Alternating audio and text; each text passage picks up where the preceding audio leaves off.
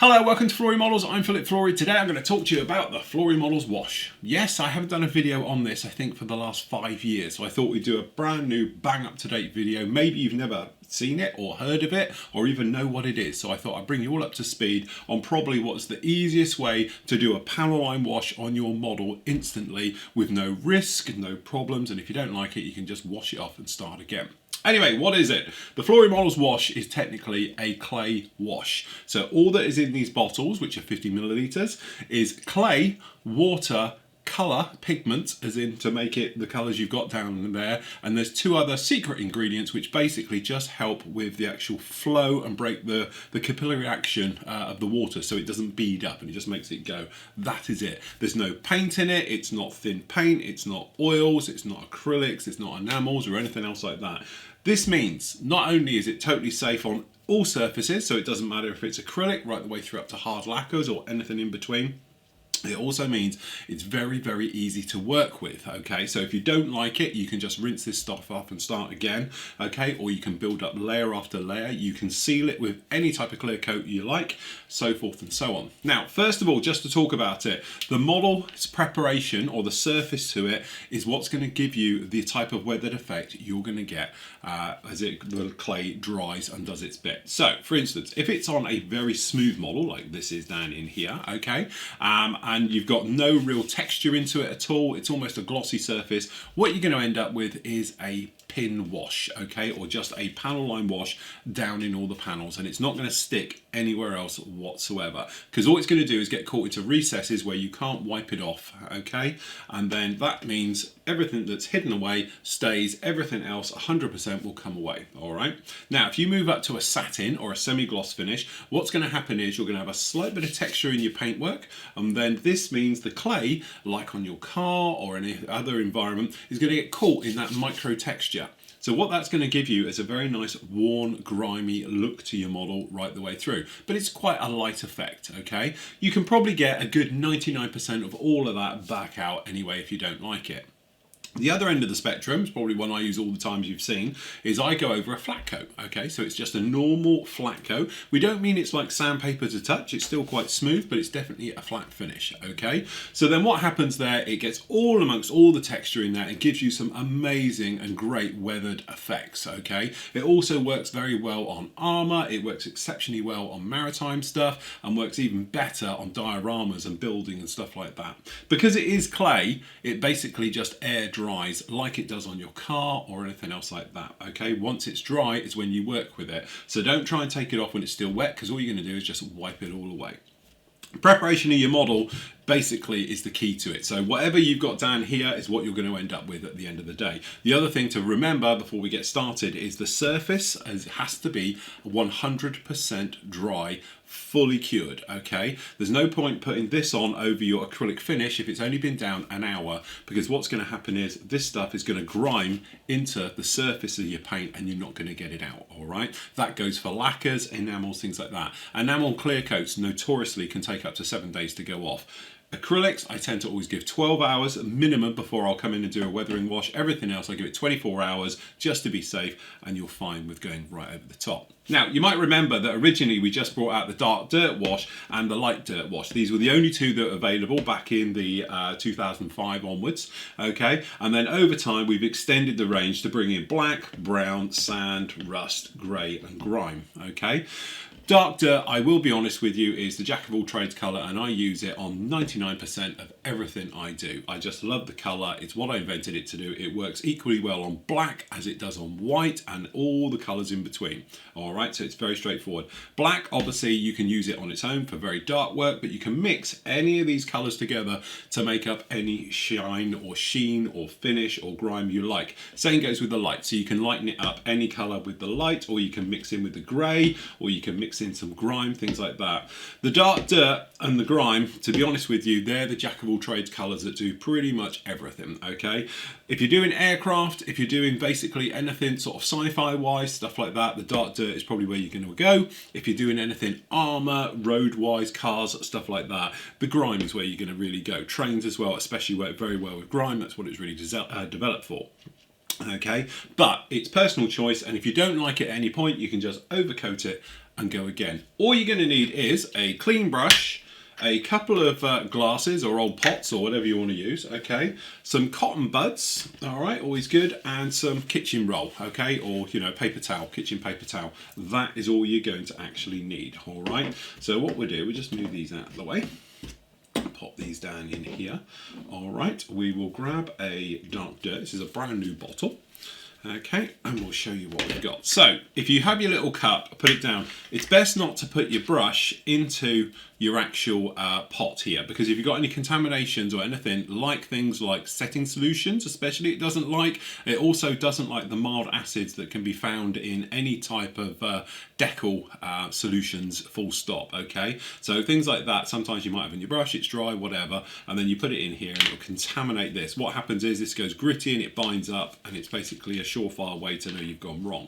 Okay, as you can see, it's a little bit frothy on the top, and then you just decant out a small amount down there. Now, one of these bottles will probably do, at least I would have said, on 48 scale like this, you're probably looking at something along the range of maybe 15 to 25 aircraft this will do. It goes a very, very long way, okay?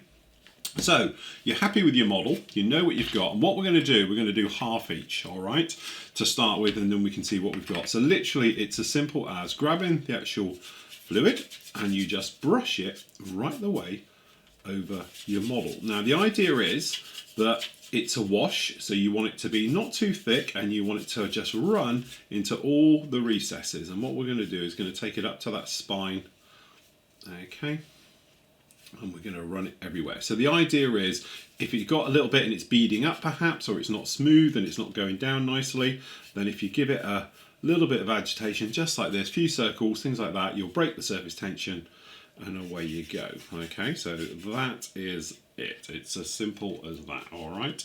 And then if we do on the underside here, you can see it probably a little bit better. As you can see, it's a nice smooth mix right the way through. Now, a couple of little things. Over time, this will thicken up. All right, so it does get a little bit thicker because it is clay, after all, in a suspension of water. Okay, so from that point of view, if that starts to happen to you, you can thin this off with normal tap water. Will be absolutely fine. Okay, so we'll just be a little bit careful just down the middle here. Okay, so you can just pop along a little bit of tap water and you'll be absolutely fine. Okay. All right, if you find that it beads up, as in it's not laying on here very nicely, then obviously what you can do is add a little bit of dishwater soap, okay, or washing up liquid, depending where you are in the world. If you add just a drop of that or half a drop of that into your mix like this, you will find it will beat the surface tension and it will break it. All right, and then that way it will then just flow along the panel lines right the way through. But as you can see there already on a half and half, we're coming along quite nicely. So we're just going to come up to the front here.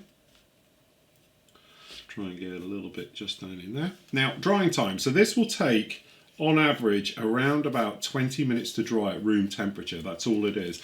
But you can leave this for as long as you like, okay? So if you wanted to, you could, and to be honest, it's what I tend to do, all right? I will do this, and then I will literally place it down, and I will go off and go to bed, come back the next evening to do some more modelling, and then pick up from where I left on. You can leave this on for weeks on end if you wanted to. In theory, you can leave it on for absolute years, all right? So there's just nothing to worry about whatsoever as it goes through, all right? So there we go. What we're going to do, we're going to let that dry, say, for around about 20 minutes at room temperature. You'll be fine. If you wanted to, you could speed up the process, but I highly recommend just using cold air from your hairdryer, or if you're using your airbrush, no problem. Don't use a hot setting on your hairdryer, because what can happen is you go over, the heat from the hairdryer softens the paint, and then in the next process we're going to be scrubbing at it to give us our weathered effect. What can happen then is then literally you can then drive it into the actual paintwork itself and it won't come off, all right? So at every stage this comes off no problem, as long as you just adhere to a few little basic rules to make our way through. So anyway, we're going to let that dry, come back and we'll take it off. Okay, so second coat gone right the way over this one, and we've put on quite a heavy coat. So we didn't just put on a light wash just to do a light wash. This time we've put on a little bit more, and as you can probably see, it's quite heavy on here now. So we've let it totally dry, and this is something I wanted to show you. Down here, I've deliberately tipped a little bit out here. So just clean tissue, not going to wet it at all, just going to pop it down and we're going to wipe away. So you see how we've got a clean spot in the middle? This is what happens to your model if you don't let it totally dry, because all that happens is the tissue or your cloth absorbs the moisture, absorbs the clay and wipes it all away. And then when you do this, as you can see now, it's down in here and it's not going to come off. And just to show how good this stuff's coming off, as you can see, this cutting mat is totally flat, it's quite textured, it's quite rough, but if we wet a cloth, as you can see, it goes over and it's like, yeah, it's making dirty marks and all the rest of it. What we need to do is rehydrate the clay. So you put plenty of moisture onto it. And obviously you could, if you wanted to, and I've got some here, I've got a bowl of water. Just put in a bowl of water, you go over it, you rehydrate the clay. And then we just give it a rub. And you're rehydrating the clay and you're getting in amongst the texture, the particles down here on the cutting mat. And as you get down in amongst it all, what happens is it absorbs it all back out, and we can pull out even on a very flat surface, like down in here. Just get rid of that one. We can, and there we go, no wash there at all. Okay, so it just shows you how well this stuff will come off. So we just move these all out of the way. Okay, so on here, as you can see, we've got this on. So what we're going to show you is two little techniques with this one. Underneath, we're going to show you about, hopefully, putting in a really nice solid panel line type effect under here. Okay, so same thing again. As you rub it, you can see how we leave, because we're doing it dry, we're leaving it now with a dirty textured grime. Okay, so we're just going over the entire area. And by just rubbing lightly, we can leave it now, if you wanted to, this dirty griminess underneath. All right, looks quite nice, very straightforward. All right, but same thing again then, by wetting the cloth, and I've just licked it, and then back of the hand, just so it's very light moisture. If you place it on now and you just go very lightly, we can take out these larger problem areas perhaps, and we're just going to pop between these panels.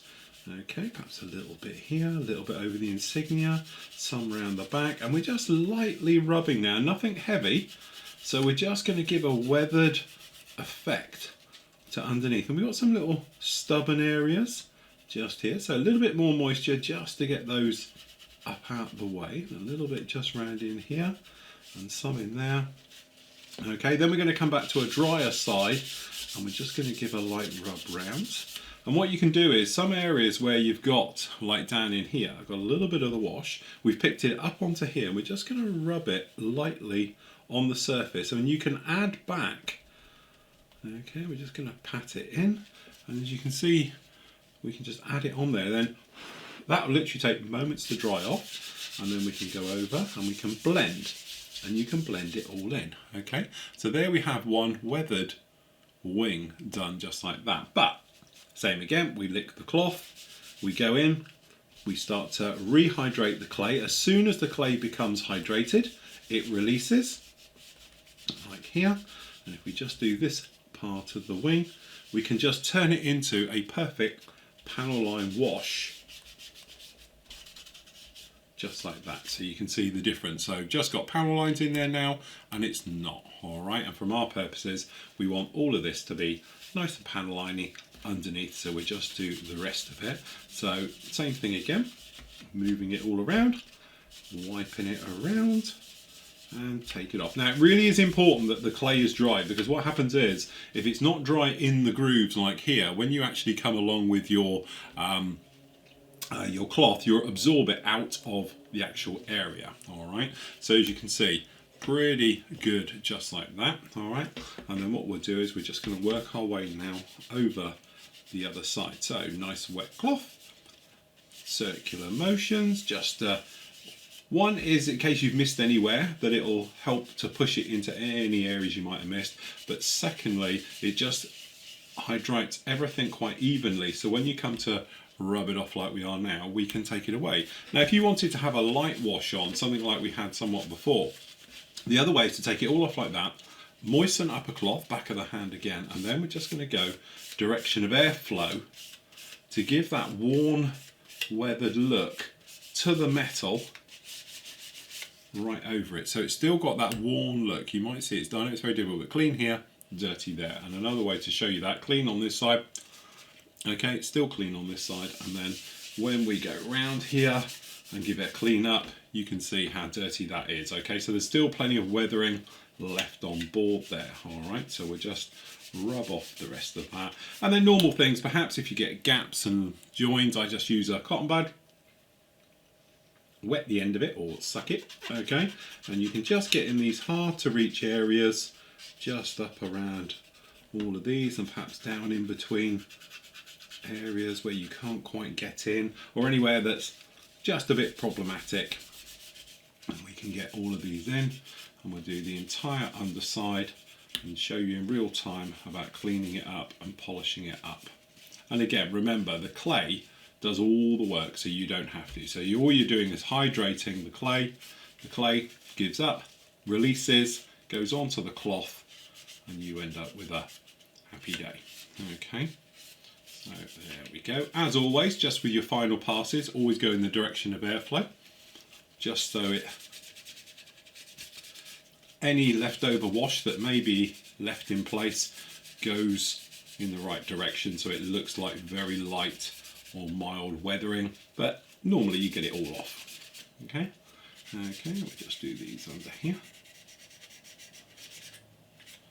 I'll clean these all up a little bit afterwards once we've got it off absolutely everywhere, but there we go.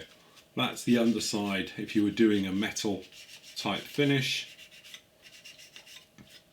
And there we go, shows you with a nice panel line wash right underneath, just like that. Okay, so topside, exactly the same thing as we did before. Okay, so we can come in and we can just go round and round. We can take off a certain amount of it, but because you're doing that circular motion, you're sort of getting it all round, putting in a nice bit of weathering, just like that. And then you can just come in with a clean towel. Okay, and then back and forth direction, and you can leave a little bit of grime behind, and then have a nice weathered look right the way through, as well as obviously doing all those panel lines. But again, if you want to, re-moisten it up, rub over, and then right the way down over the entire thing. Now obviously if you're going over a heavy flat coat, things like that, you're going to get bits stuck on here, but from our point of view we just want it to go in. And again, if you're not happy, rinse it all off, start again, and you'll be fine. So we just work down this side. Okay, being careful when you go over decals, because it's not so much the wash but just the way you're manhandling them and pulling them all over and stuff like that. You don't want to suddenly be ripping them off or causing problems. Okay, and then again, perhaps a couple of little areas, just tweezing it between my teeth, to be honest, just on this little area around in here, just get rid of anything in this area. There we go. And then we can just pop down just to clean those little areas all out. Okay, and once you've always been in, popping back with another cloth just to get amongst it all and blend it out. And there we go, panel lines done, just like that. Okay, last up is sanding it off. Now sanding it off is one area where it takes a little bit of getting used to. So what you want is either an old sponge, so you've got something that's a little bit worn and you know, had better days and things like that, or if you've got one of our green and white type polishing sponges, this is great for it, because what you can actually do is sand the wash away. Okay, so if you've got an old sander, it'd be absolutely fine, but if you've got one of our ones, as you can see. Now the great thing with this, and I'm hoping it'll demonstrate, you can see down here immediately on the decal how it's given a nice texture into that. Okay, right the way over, and the great thing is you can vary the amount you take off. We've just managed to chip that decal. Okay, so just be a little bit mindful when you're going around these things. I'm getting a little bit carried away, to be honest. Alright, so we just go round and you can take it off and leave a grimy looking model just like that if you wanted to. So you can physically sand the wash off to give a more textured finish. But from our point of view, we'll just go around. We're going to rehydrate because we want to make it look the same as the other wing ideally. Okay, and we just go around and we'll take off all of the wash just to leave a panel line nice, clean, jet, ready for other things. And that is the thing, you can keep with just the wash if you wanted to, but obviously if you wanted to, you could then pop back in with things like oils, enamel washes, and all those things, because this stuff is completely impervious to all of it. Highly recommend putting down a clear coat just to seal in your other coats, but because this is just clay and water, it should have no effect on anything else you're doing. Okay, so we just move these all out of the way. The canopy isn't actually glued on this, if you're wondering. It's just a loose fit on here just for the moment. Okay.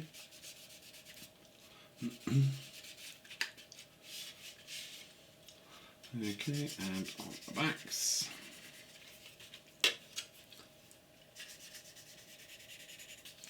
And all the tails.